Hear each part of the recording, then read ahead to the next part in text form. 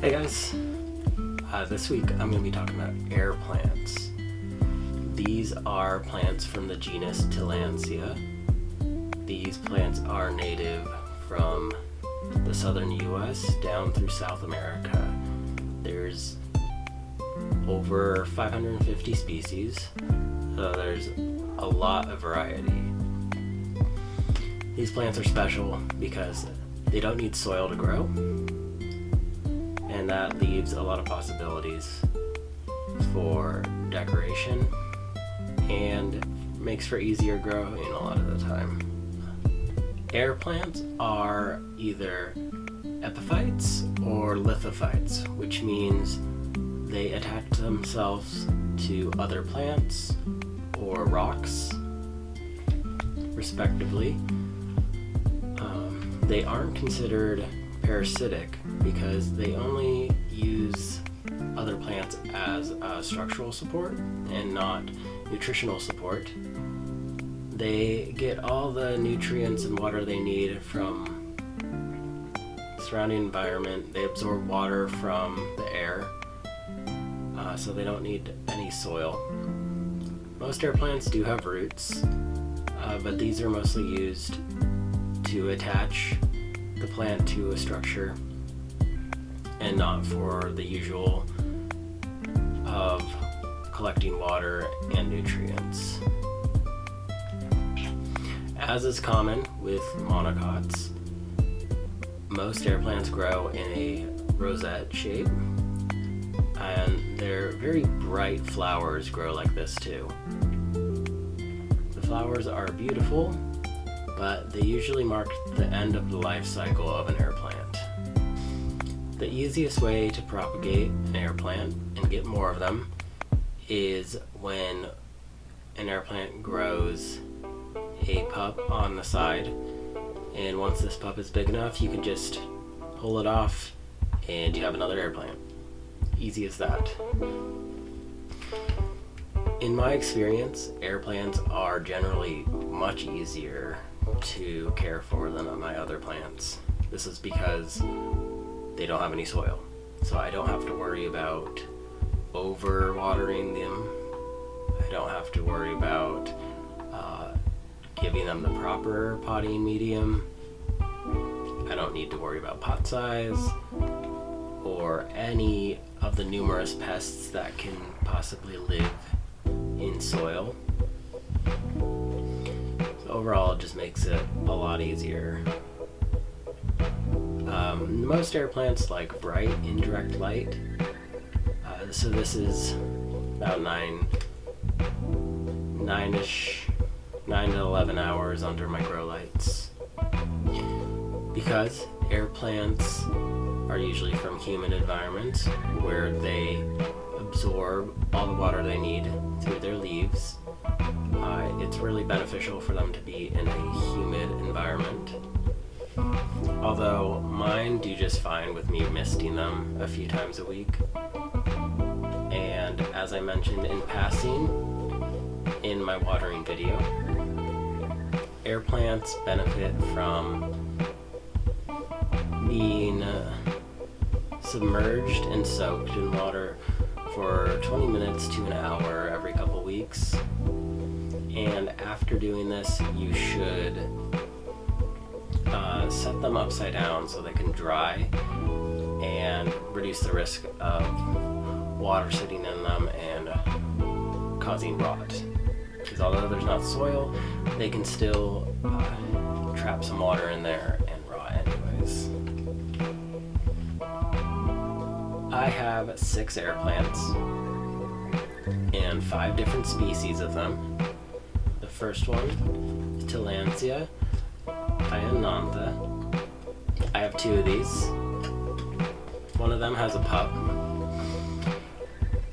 These are relatively common in my experience as far as air plants go as houseplants.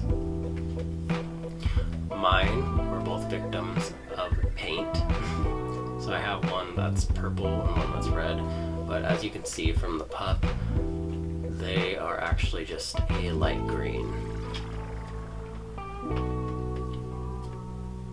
This species is native to Mexico and Central America. This next one is Tillandsia harrisi. It is native to the southeast US and northern Mexico. As you can see, it spreads out a lot wider than the last one, as well as having wider leaves, but it has a similar light green color, and it was also a victim of some paint, but just on the tips with some black. So this next one is actually a hybrid. It's called Tillandsia houston, and it's a cross between Tillandsia stricta and Tillandsia arundinalis. It is on the larger side, and it's relatively dense. As you can see, these purple tips is more paint. The paint is just to make them prettier, to help sell more of them.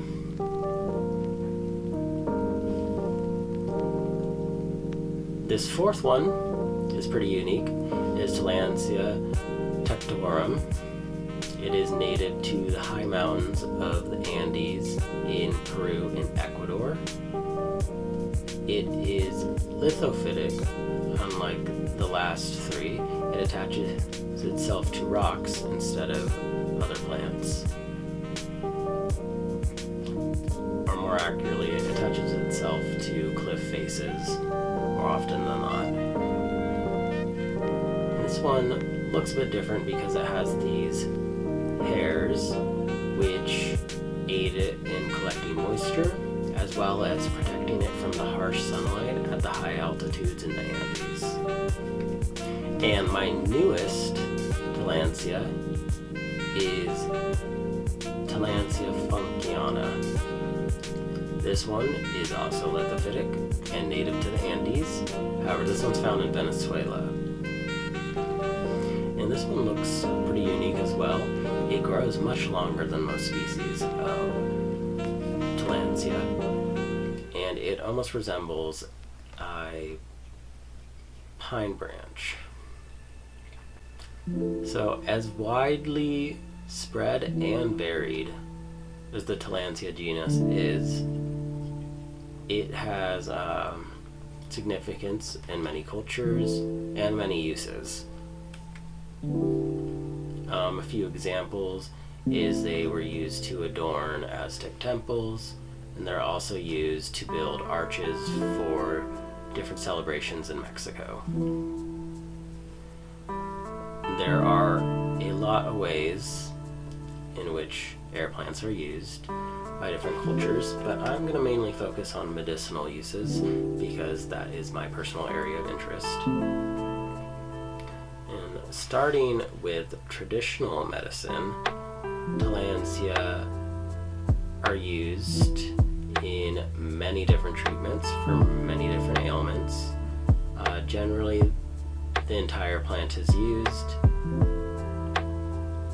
There's a huge variety in the ways it's used.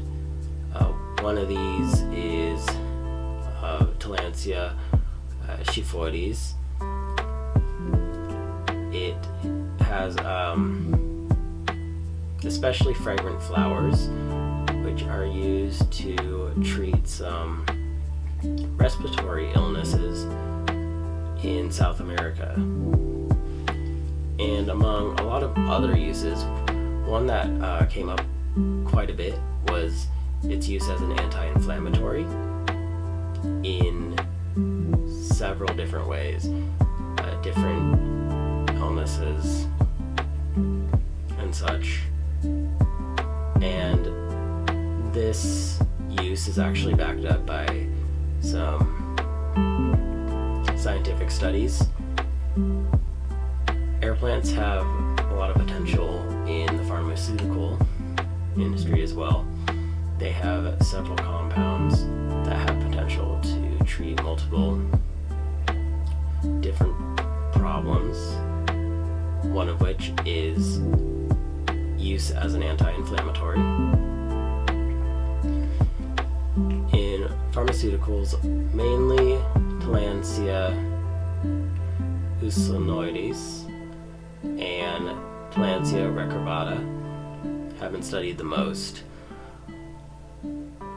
and Airplantsia usenoides is better known as Spanish moss, which is quite common in the southern US. And in these plants, there are compounds that can be used as an anti-inflammatory, as previously stated. They also have potential as an anti-diabetic, antiviral, anti-cancer, and antigenic, and more. And that's just 2 species for the most part. So it'd be interesting to see what other ones could do, since the variety of air plants used in traditional medicine is much, much wider than just those 2 plants. So it's interesting to see how this houseplant that's usually considered very decorative actually has a lot of cultural significance and practical uses. Thank you for watching. I hope you enjoyed, and I will see you next week.